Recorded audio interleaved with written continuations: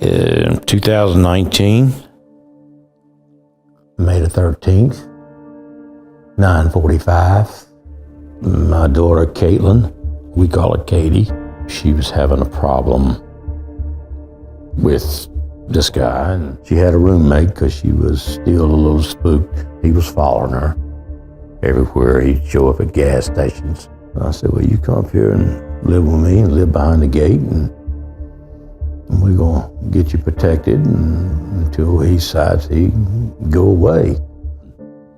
Said, Miss Judson, Katie just left, and I heard a gunshot. And I said, well, I'll be there in a flash. Katie was on her phone, as usual, waiting for the gate open. And with all my heart, I don't think she ever knew what hit her. I went to Katie, and she I touched her arm and I yelled, Katie, Katie, Katie.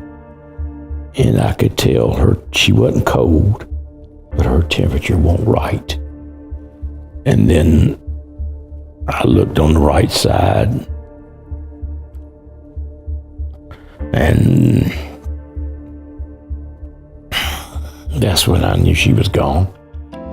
Did you know 1 out of every 9 men and 1 out of every 4 women will be a victim of domestic violence? It occurs at the rate of almost 20 per minute, or 1 every 3 seconds.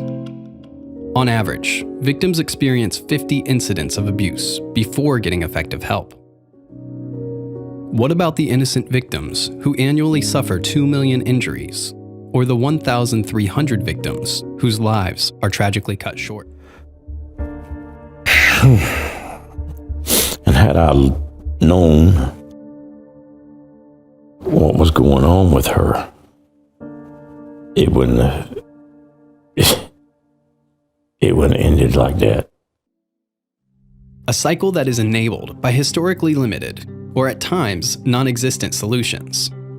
If bail is met, precious resources that would otherwise be available to the family are now tied up with the bondsman or court system, and there is a high risk of direct interaction between the victim and the accused, which perpetuates the cycle of abuse.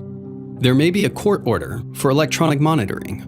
This requires constant monitoring by law enforcement, is embarrassing and stigmatizing to the family members of the victim, and still usually allows ongoing contact between the victim and abuser. With an inability to meet bail, the accused may remain in jail until trial. This is expensive to the taxpayer, costing as much as $100 a day. And if the accused is employed, termination is likely, creating financial suffering for the family. However, the victim and family are kept safe by the physical separation. There has to be a way to solve all of these problems. Now there is. An innovative and patented solution called Awear that recognizes and addresses the historical, psychological, and technological deficiencies which have enabled the perpetual domestic violence cycle. With Awear, the accused fronts the cost, relieving the court system of the financial burden. Unlike traditional obtuse ankle devices with limited battery lives, both the accused and the victim are afforded an aesthetically pleasing and inconspicuous wristlet device, similar to other devices such as smartwatches and fitness monitors. However, the Awear wristlet harbors a technologically advanced, secure, and reinforced technology with real-time biometric sensing and monitoring and built-in artificial intelligence, affording authorities a distinct predictive assistive advantage. The collective system of wearable wristlets, worn by the victim and the abuser, assures authorities that both are alive, well, geographically separate, and the system maintains participant safety. And the monitoring agency has constant connectivity to both parties. A companion rechargeable wireless wristband allows users to recharge the wristlet device's battery without ever removing the wristlet from the wrist, avoiding the troublesome need to be tethered to a traditional charger at seemingly the most inconvenient times. There's women and girls out there that have the same mindset and can't let go. I want this stuff to stop. I just want people to Be humble, be kind. Realize this and do something to help. This is something that works now. Put it in place. This is what it will do. It will save lives.